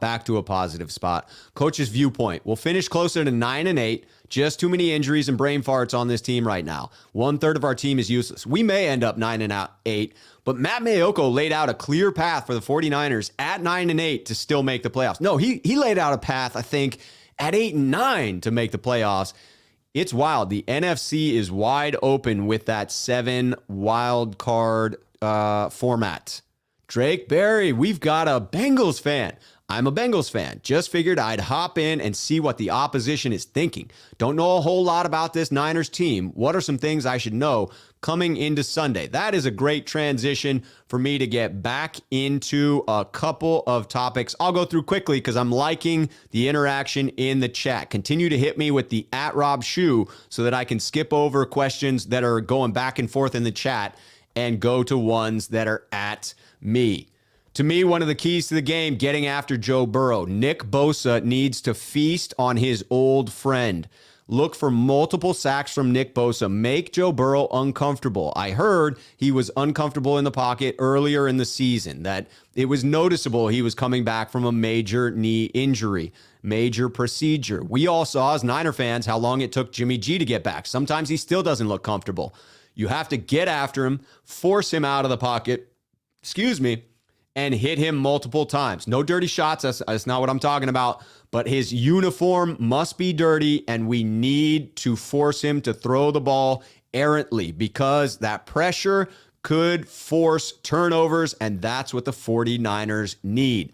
On the other side of the ball, the 49ers must creatively get the run game going. We had to promote Brian Hill, who we signed onto the practice squad, who had previous experience with the Falcons. I believe there was an overlap there with Kyle Shanahan. Potentially not, but at least an overlap with the Shanahan system that remained in place in 2017 because the injuries are adding up in our running back room. Trent Cannon, our returner, and our fourth-string running back, out. Elijah Mitchell officially listed as out in the presser today. That hurts, but Debo got into practice. So he is, wide receiver / running back. He's in there. It sucks that Jeff Wilson Jr. was coming off of a knee injury from last week that had him flexing it on the sidelines for the majority of that game in Seattle. Will he be able to handle 20 carries? Will we need to split it between he and JaMychal Hasty, who has gotten very little run so far this year? Does Brian Hill even know enough of the plays to be able to come in and contribute? I say it has to be creative. It has to be a couple of snaps for Debo. It has to be a couple of snaps for Juice. It must be getting the ball to Juice out of the backfield on a couple of pass plays. And hopefully we can work in a little bit of Trey Lance. Trey Lance, some creative run schemes could help the 49ers get that run game going. Another topic here. Was it just an Ambry Thomas pump up? Kyle Shanahan specifically referenced Ambry Thomas in the pressers this week, saying that he was playing well, that he couldn't get on the field initially because he couldn't contribute on special teams. Now he is a lone bright spot. He was the lone bright spot against Seattle. I think he had 3 tackles on special teams. Only player to do that so far this season, if I remember that correctly. He's fired up about playing special teams, and that gets him into uniform. That means we could see him play a couple of snaps. How much worse could it be? How much worse could it be than trotting out there some of these players that are just journeymen? You understand that probably Josh Norman isn't getting subbed out on that one, and you take the good with the bad with Josh Norman. Hopefully he can force a fumble, because you know that's a big offset. He's probably going to have a defensive pass interference. He's probably going to get burned. He may celebrate the incompletion on a pass play where he gets burned. But on the other side, Dante Johnson, low ceiling there. Low ceiling. And you just don't know what you're getting from the rookies. Get them some playing time. Allow them to progress so that going forward, they might be ready to contribute. Will we actually see one of the rookies on the edge to help against this elite Bengals passing attack? I certainly hope so. Getting back into the comments here.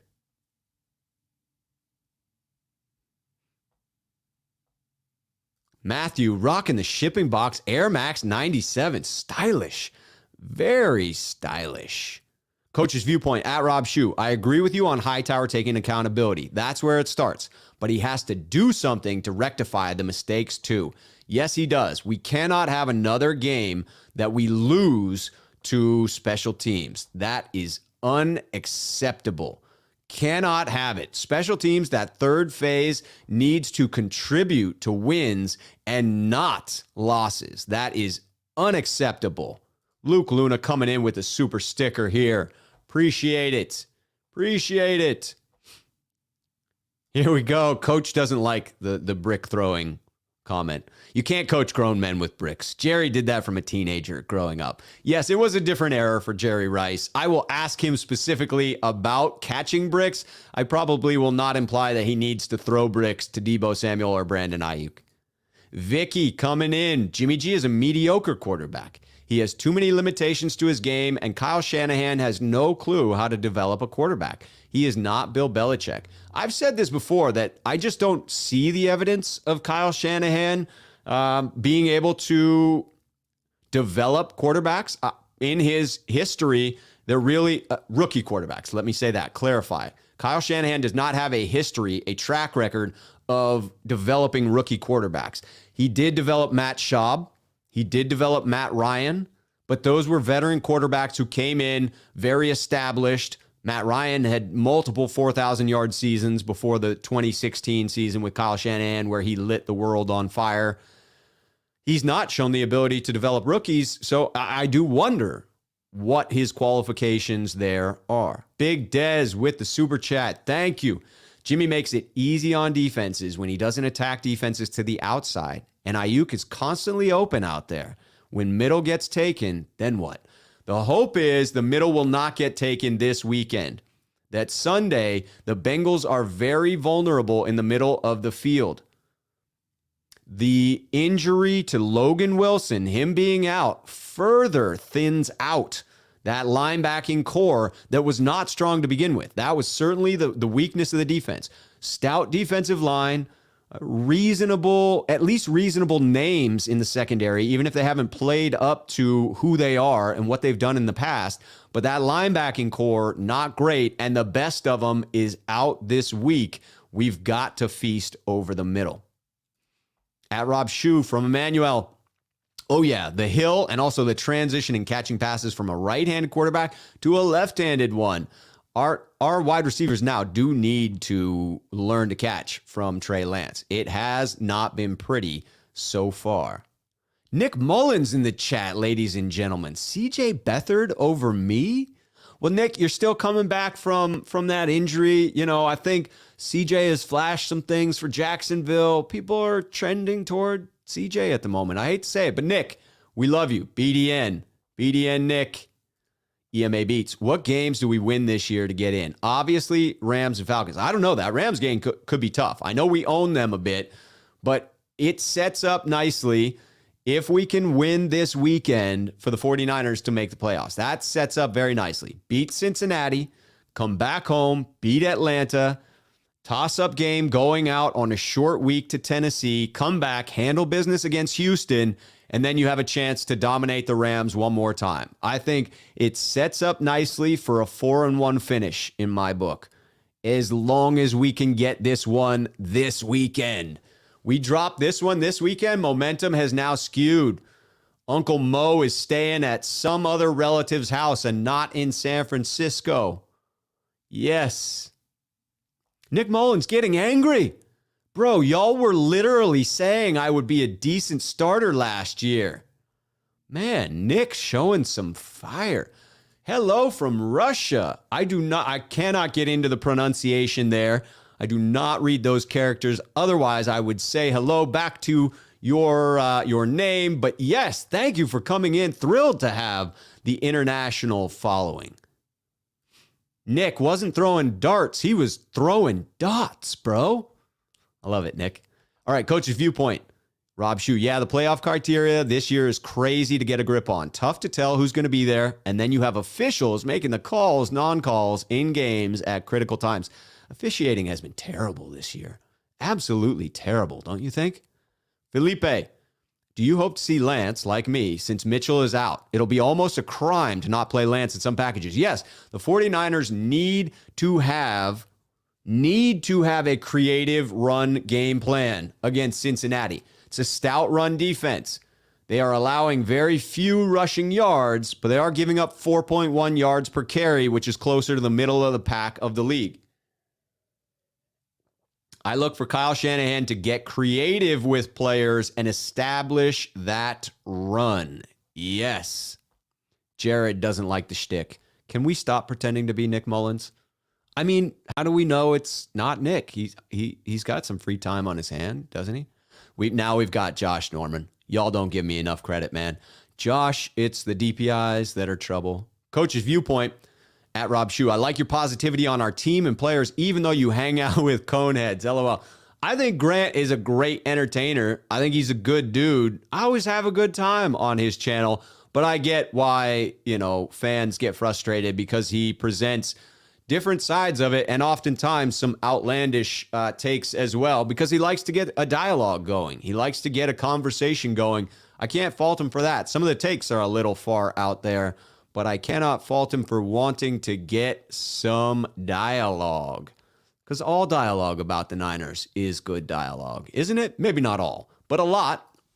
Paul Perryman at Rob Shue. Without Elijah Mitchell and an injured or sidelined Debo is going to make it a tough Sunday for the Niners, especially when one of our most talented players is stuck on the sideline in Trey. Yes, I think we need to get him involved. We've got to get creative in the run game. Got to. Cannot allow 30, 40 passes by Jimmy. That is not the recipe for disaster. That is not the recipe for success in this one. We got a lot of strange players coming in, crowding the chat, making it hard to see the better comments here. At AJB, at Rob Shue. Did you see Grant video on how open? Ooh, I went to that one. No, I did not see that one specifically, but I have seen a lot of the A lot of the open looks for Brandon Ayuk. Luke, I don't know what all the fake players are doing in the comments, but I'm going to have to stop putting them on the screen because that seemed to encourage it, and that was my bad. I thought it was a one-off. Matt Shug coming in. Shoe Show brought to you by Goat Fuel. Jerry Rice, indeed. Let's get the Goat Fuel sponsorship coming in. Here we go. Coach's viewpoint. Kyle did develop Griffin in DC, who did great until he started getting injuries. Bad luck just follows some coaches at the quarterback position sometimes, and injuries, it would seem. The only thing I would say is he maximized him in his first year, but did not develop him going forward. Now, you can argue that it was the injury that derailed Robert Griffin III, and that would be a fair argument, but you did not see progression. He came in lighting the world on fire. You could make an argument, potentially a compelling one, that says that was his floor. He came in with a certain skill set. Shanahan maximized that skill set, but then was unable to develop him as a pocket passer, especially once he lost his mobility. Jared Smith calling out, we have a lot of fake players in here because the world is full of fake people. That is a deep comment, and I'm just going to leave it there and not touch it. Mook DeVillain, Jamar Chase going to kill us. Norman and our D-backs can't cover a bed. Let's just hope that Jimmy Ward is on fire in this game. Let's get some pressure on Burrow. Let's get him to force some bad throws, and let's pick that man off multiple times. Spider Niner, Rob Shue, that's not developing a quarterback, Ryan. That's enhancing. That goes back to, his ability to put quarterbacks in a position to be successful. There's evidence of that, of player progression, especially from rookies. I think that is harder to find evidence of. Harder to find that evidence. All right, looking through the comments here. Ellis coming in at Rob Shue. If the 49ers can play a clean game, mistake-free, against the Bengals, I believe they have what it takes to go deep in the playoffs, possibly Super Bowl. Ellis, I love the enthusiasm. I can't get myself back on the Super Bowl train just yet. I think we need more excitement. We need to be able to spread the ball around. I need to see games where we're getting it to Debo, Ayuk, and Kittle all in the same game, not just dominate the game with Debo, not just dominate the game with Kittle. Be able to spread the ball around, because if you only have one weapon heading into the playoffs, it's so much easier for teams to stop you, to hold up that one player and make it challenging to be successful.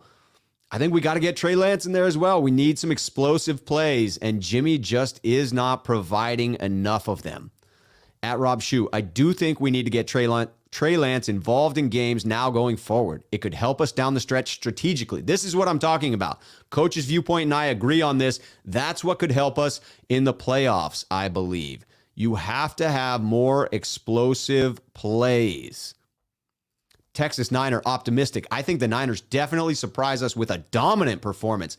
We did dominate back in 2019. Wouldn't it be sweet to see it again? I would love a dominant performance by the Niners this weekend. Paul Perryman at Rob Shue. Kyle's like Jim Carrey and Dumb and Dumber, about to have a Super Bowl contender. So you're saying there's a chance. So you're telling me there is a chance. Niner Empire at Rob Shue.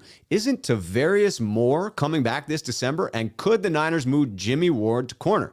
You could move Jimmy Ward to corner. That is an interesting idea. I don't think Jimmy would be wild on it. He's having a good season, and that really hurt his development early on. He has said he prefers to be a safety. But in a couple of games where you just need to shift him around, that strikes me as something Bill Belichick would do. Put your best players in to make plays. So yes, I would consider that. I want my best defenders on the field. That's the way in which we need to match up against this three-headed monster.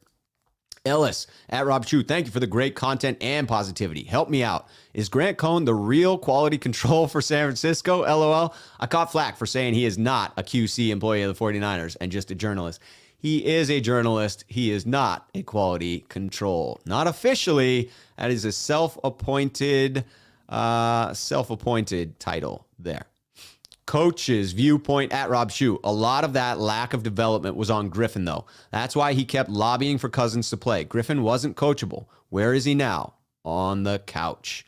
That's fair. But it goes back to there not being a track record of consistency for Kyle in developing players. You can attribute that to different reasons, but the track record just isn't there. This one I'm putting on just because it's creepy. I'm outside. Well, I hope you're not outside my home because that would be strange. I'm just kidding, Jared. That I just saw it and thought it was funny, so I thought I would put it up there. Yes. Interesting. AF alum, very excited about Laviska Shenault is still number one. Sooner or later, he will take over the NFL. I picked him up on my fantasy teams early thinking he would have a year. That did not happen. SAR519. Rob, do you have a feeling Gore is going to get signed after his fight night after December 18th? Running back line is hurting. I would love a Gore re-signing. I mean, he's got to come in and finish his career with the Niners. My Frank Gore jersey is right there. I support Frank 1,000%. I would love it if we brought him back in. I think that would be a fantastic morale boost. But no, I don't think it is likely at all. JT Conlon pointing out we got to set the edge on both sides. We cannot allow the quarterback or the running back to get outside on the 49ers. We've got to cause mayhem with our defensive line.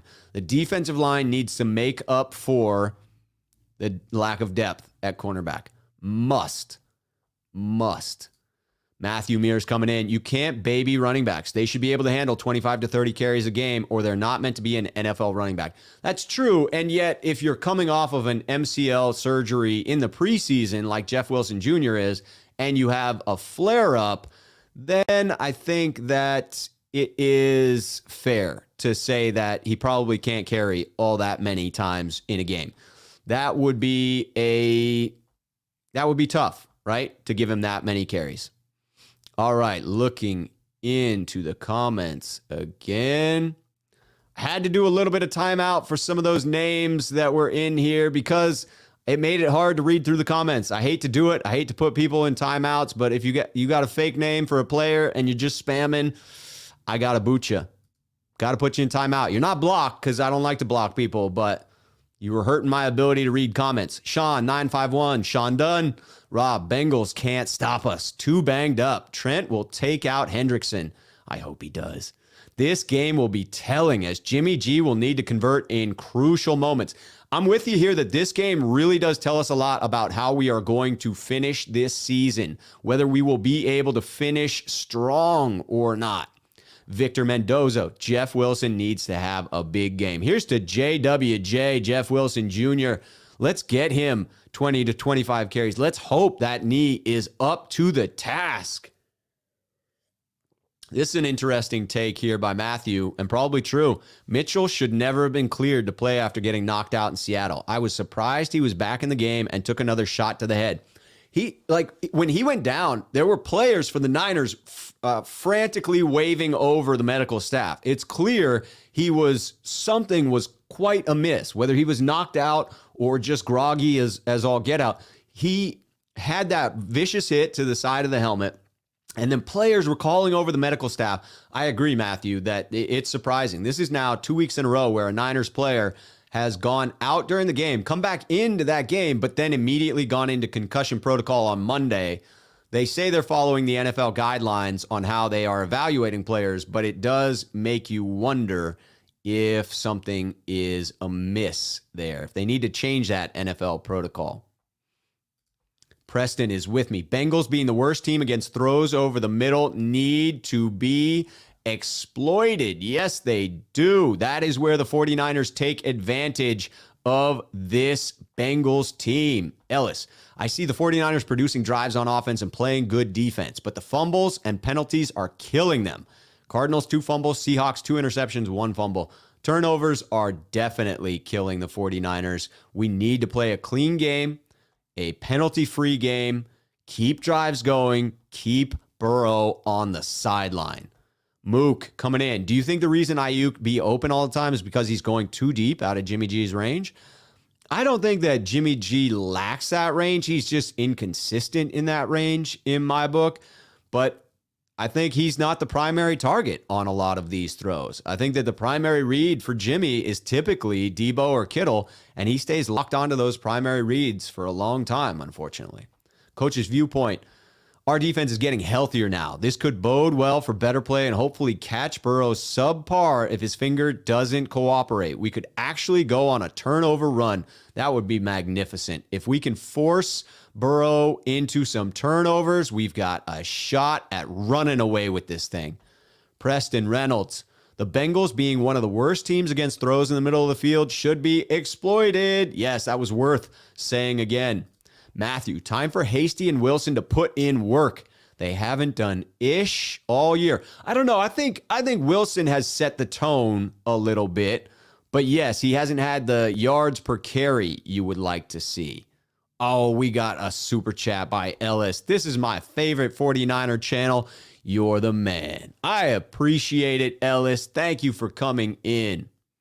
Emmanuel.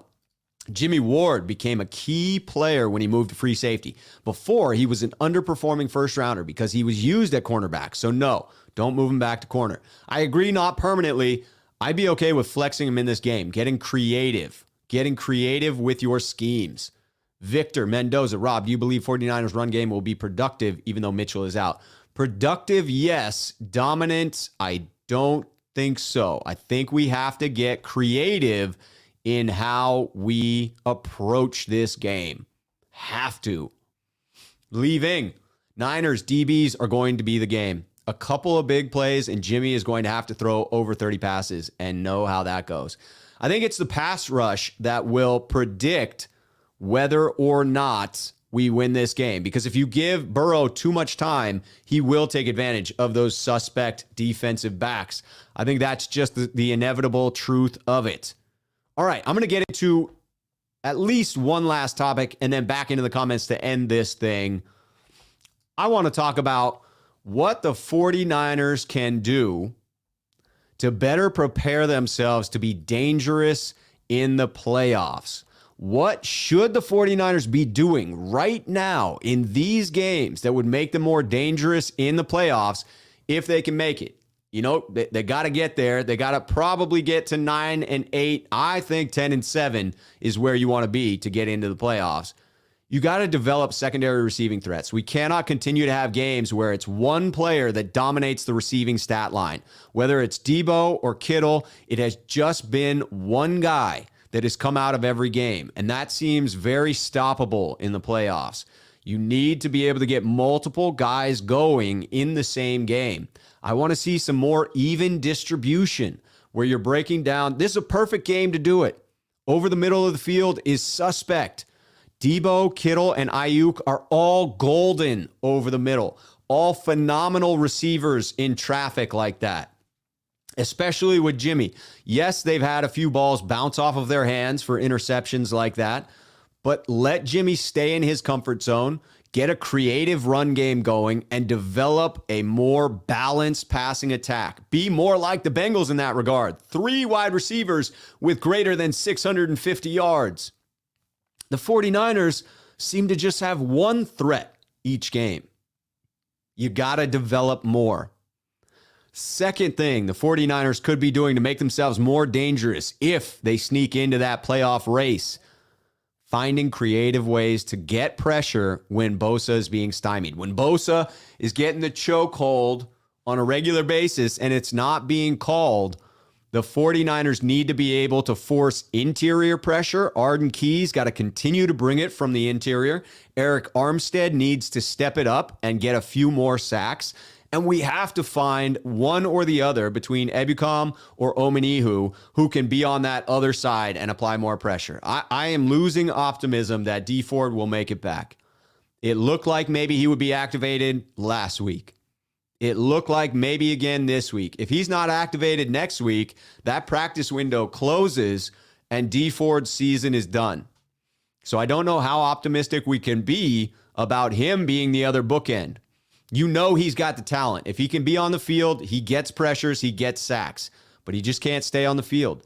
You've got to hope that one of these other younger, healthier guys can step up and make plays opposite of Bosa, because otherwise it comes back to teams being able to focus all their energy on one player and eliminate him. Chips, double teams. Even though Bosa has been used creatively this year, moved around from one side to the other, even slid inside for some passing downs, that's not enough. We need someone to complement his skill set on the other side or from the interior. The last one, the third thing the 49ers could be doing in these games now that will help them be more of a threat when they get into the playoffs, everybody's calling for it. Work in Trey Lance above everything else. This should have been number one, but I wanted to build a little bit of suspense. I wanted to build that up. But Trey Lance could provide those explosive plays, those stretch plays, those chunk plays that the 49ers are missing at this point. You have to get him snaps. We need to know what we have there, Kyle. We cannot go into next season believing that somehow we have to keep Jimmy Garoppolo around because we don't know about the progression of Trey Lance.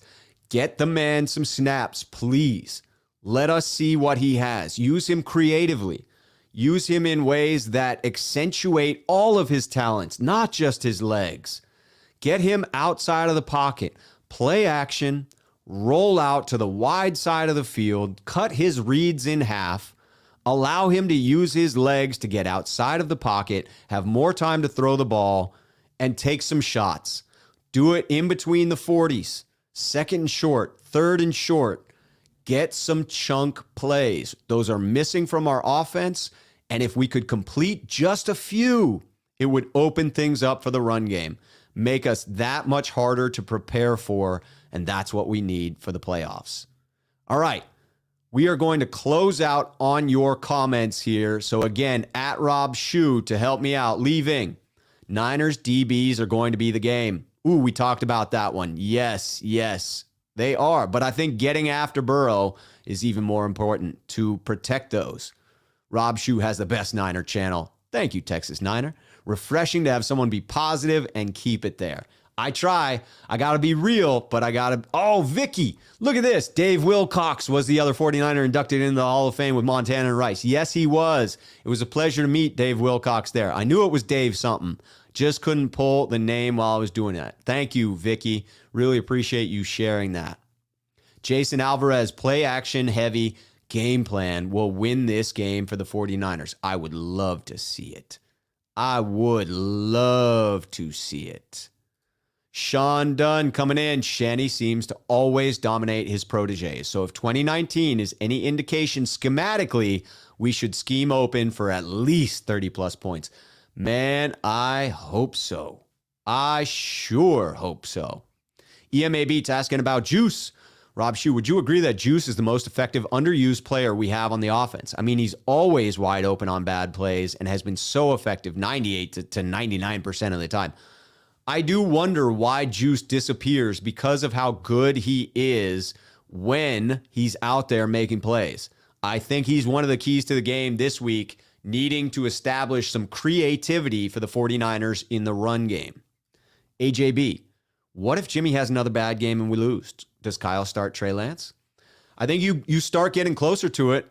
He may cling even tighter. After the loss in Seattle, that's what I said. He's going to cling even tighter to Jimmy starting because he needs every single game going forward.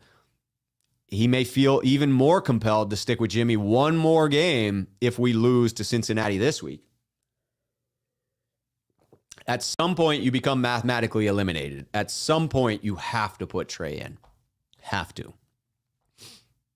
Coach's viewpoint at Rob Shue. Tell Sean that the Cardinals handled us pretty handily with backups. Don't underestimate an NFL team. Any given Sunday, keep your fingers crossed that we play very well. I mean, I'm sure Sean knows that, but I would say you're right. Any given Sunday, you have to take every matchup very seriously, especially when every week matters like it does for the 49ers. Dr. C.S. Wilson, an esteemed writer. Have we accepted that Trey is just not ready? I mean, that has always been my premise in trying to understand why Kyle is not using him. And until I see otherwise, I have to stick with that unless I want to accuse Kyle Shanahan of trying to tank games or underestimating a rookie. And any of those, I guess, are possibilities, but they don't seem likely in my book. I think Kyle is attempting to do everything to win games, and therefore, yes, I believe that his view of it is Trey isn't ready. Mark coming in. How many carries total will the 49ers have this game? How many picks for Jimmy? Have to hope fewer than 2 picks because that is the magic number. I'd put the over under at 1.5 picks for Jimmy, and I'd take the under. How many carries total? You have to hope for, let's put the over under at 26.5, and I want that to smash the over. Smash the over. I hope that the Niners crest that 30 carry mark. I don't anticipate a 40 carry game, but let's say 31, 32 carries. Gavin, whose stock rises the most after the Bengals game? How about Juice? How about we do use Juice creatively and Juice goes off? How about that? Jason pointing out, yeah, D Ford plays a few games a season at this point. You have to think if he does not come back and play to end this season, you would think they wouldn't hold the roster spot anymore. Ben Meyerson, Rob, I'm moving through The Sopranos, loving it. I just rewatched The Sopranos and then watched season 6, which I had avoided for however long The Sopranos have been out. I had the box set for all the seasons, and still in my closet is the box set for season 6 DVDs. Shows you how old I am, and it's unwrapped. It is still wrapped. It is still wrapped in the original cellophane because people told me how bad season 6 was. I just rewatched 1 through 5 and then gave in and watched season 6. I found it to be good. Maybe it's because I just love Tony Soprano. And I mean, the season was weaker than others, but it wasn't as bad of a finish as I thought. So keep your hopes up. It continues to be at least watchable, Ben. I'll be interested to hear your take on which character you're most fond of at the end. All right, at Rob Shue, Hendrickson going to be a handful on our right side with his pass rush. I have heard, so this was confirmed for me by the Bengals podcaster that I had on yesterday, giving us the inside information. He plays right defensive end, which puts him over the left tackle, and he plays exclusively right defensive end. They do not move Hendrickson around. So Hendrickson is going to be lined up over top of Trent Williams. That's going to be a case of iron sharpening iron. It is another gentleman who has 7.5 sacks that's over on the right side over Tom Compton. That could be ugly. That's the one I'm concerned about. Luke Luna, I've been saying we get 2 picks. We get 1 from the safeties, probably Ward, and 1 from 27 or maybe Norman. Hey, Luke, I hope that we do. I hope that we can generate those turnovers because Joe Burrow has thrown a league-leading 14 interception. I'm with Jason, though. This game will be won in the trenches. If we get those turnovers, I think they will be forced by dominance in the trenches. Sean coming in. Warner and Chair healthy this game. Mixon will struggle getting to the edge. Jones in the middle, dominating the past few weeks. Man, I hope that's right. If we can eliminate the run and make them one-sided, one-dimensional, and then play 2 deep safeties, that would be phenomenal. We need to get out to that early lead. That's another insight that I got. The Bengals have started slowly, and it's a late game for it being East Coast. Got pushed back because it's a good game, right? That gives us a chance the Niners could start quickly and maybe get up on the Bengals, force them into passing, and in doing so, then be able to rush the hell out of them. Maybe we get something from Charles Omenihu, as Frank predicts. Bruce is not optimistic. Bruce Burr, no way we beat the Bengals. Shanny will be sure to find a way to lose. We ain't making the playoffs. How you talking playoff? How about winning a game before talking playoff fantasies?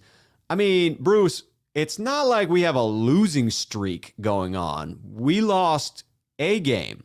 We are the 7th seed. So it's not really that far-fetched to talk about playoffs, considering we'd be in the playoffs if the season ended right now. So I'm sticking with the prediction of the playoffs. Mark, should we waste a roster spot on Ford next year? I don't think so. Matthew, I agree that you have to at some point cut ties there and move on. Leaving at Rob Shue, more than one threat is a great point. Coaching or quarterback having favorites? I don't know whether it is Shanahan dialing up plays that go exclusively to Debo or whether it is Jimmy. I think part of it is Jimmy. He locks on to one guy, and that is tough to overcome for him. He's and who can blame him with the way Debo is performing? But you got to expand that. You got to be more of a multi-dimensional threat. Any word on Burrow's injury? He is practicing. He was able to play through it. It is his pinky on his throwing hand. I would think that it would impact him a little bit, but he looks like he's a full go. No one on the practice squad. This is Jonags. I think. No one on the practice squad will be better than the potential 10 plays off D Ford. Agreed. If he's able to come off of IR, agreed. His practice window is open. Clarified here. 10 plays of D Ford per game. Yes, the practice window's open. It's just unclear whether he's actually going to make it. Actually get back out there on the field. Leaving at Rob Shue. Kyle needs to be able to see what D is going to do. Blanket excuse. So no Trey. Coach's decision.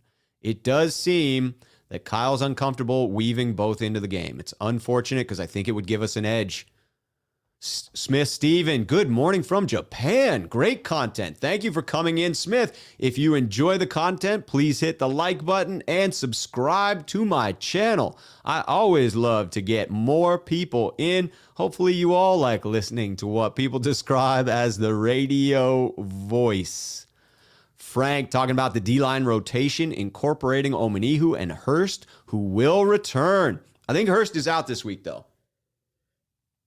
Correct me if I'm wrong about that, but I believe he is out this week.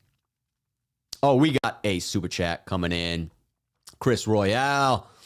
Well, crap. I'm super late to the party. Better late than never. Keep up the awesome content, sir. Chris, had the pleasure of meeting Chris at the Seattle game.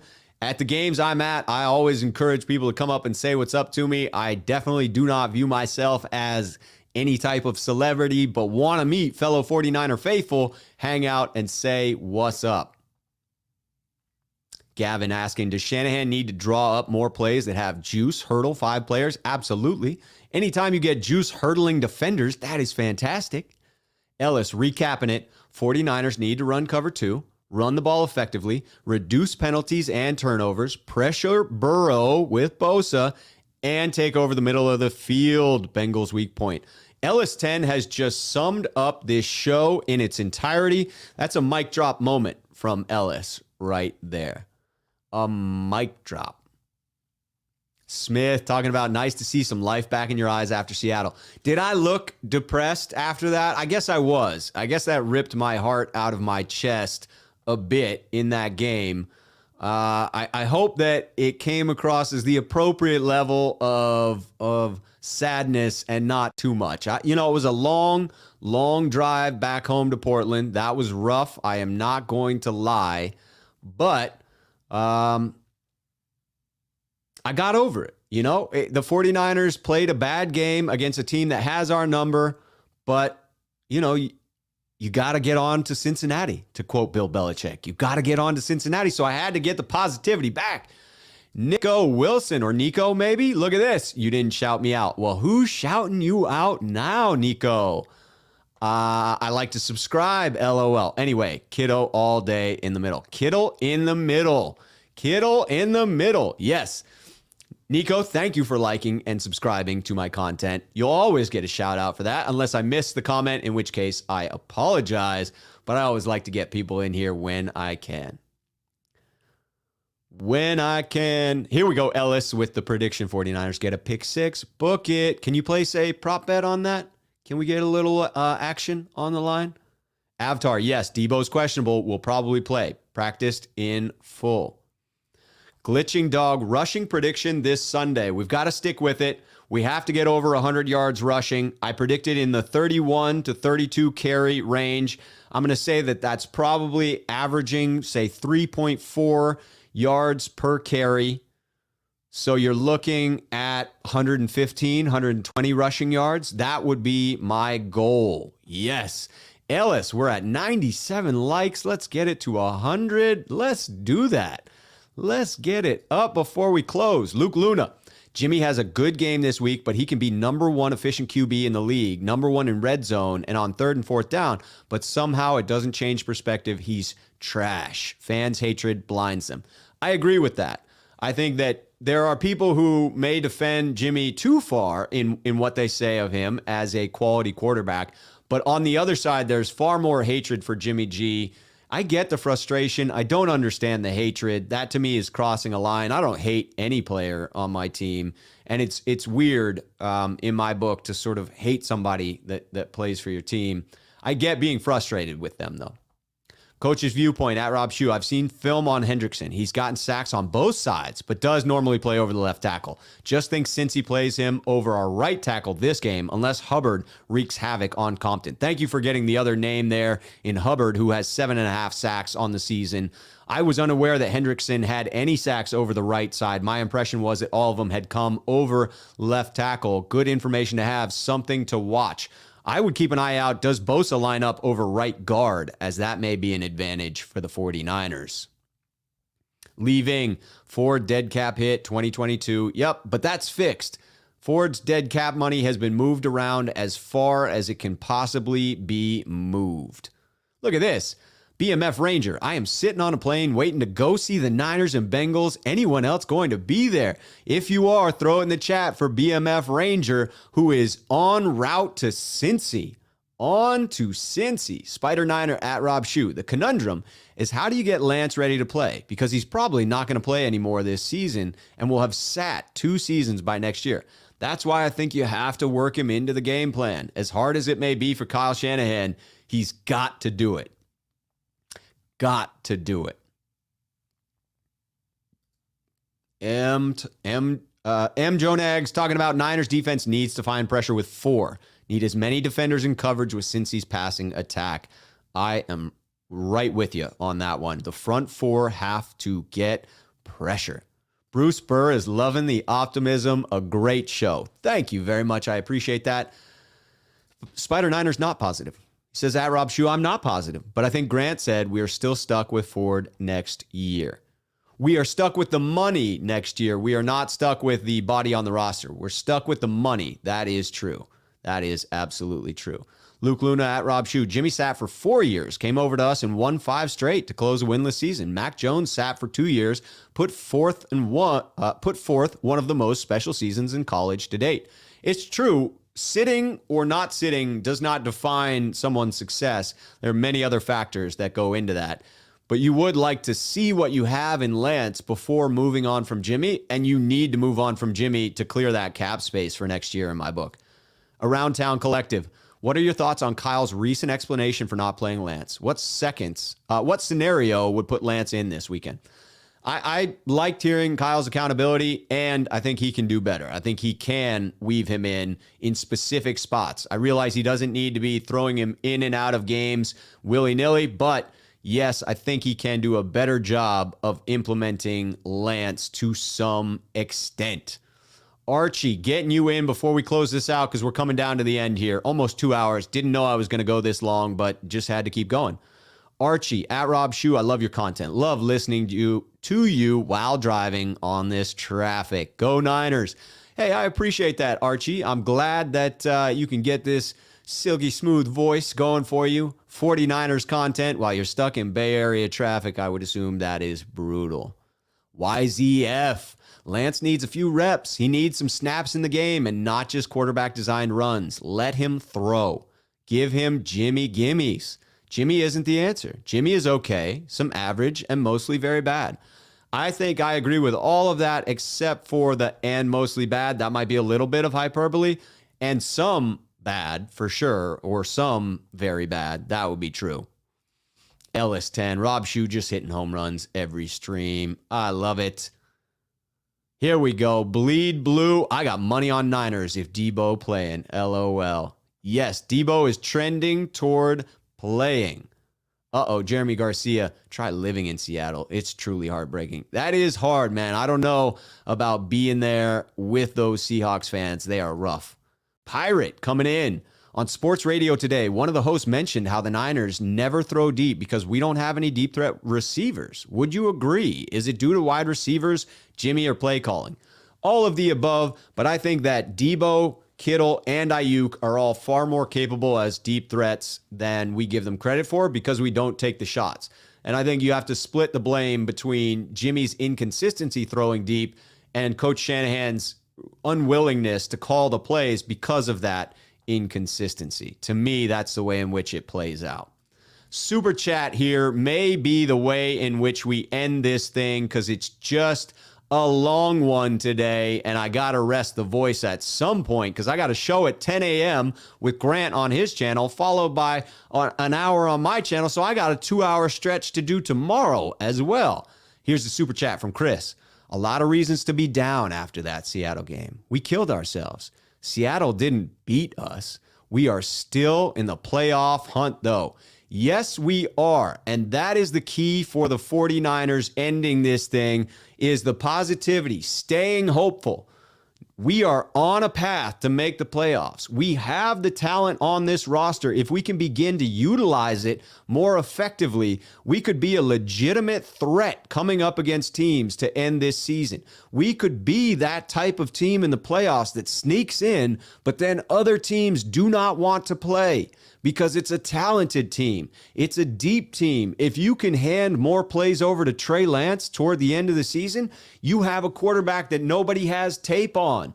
You have somebody that could give us the chunk plays we need on offense to get some big chunks downfield because we cannot just continue to have 17, 18 play drives. Those are great backbreakers when they happen, but they're so tough to sustain on a regular basis because anytime you commit a penalty, you get 5 yards behind from a false start, you get 10 yards behind from a holding penalty, 1st and 20. Now you're not going to be able to get that first down just running the ball, just continuing to grind it. You have to be able to complement this run-first identity with some chunk plays.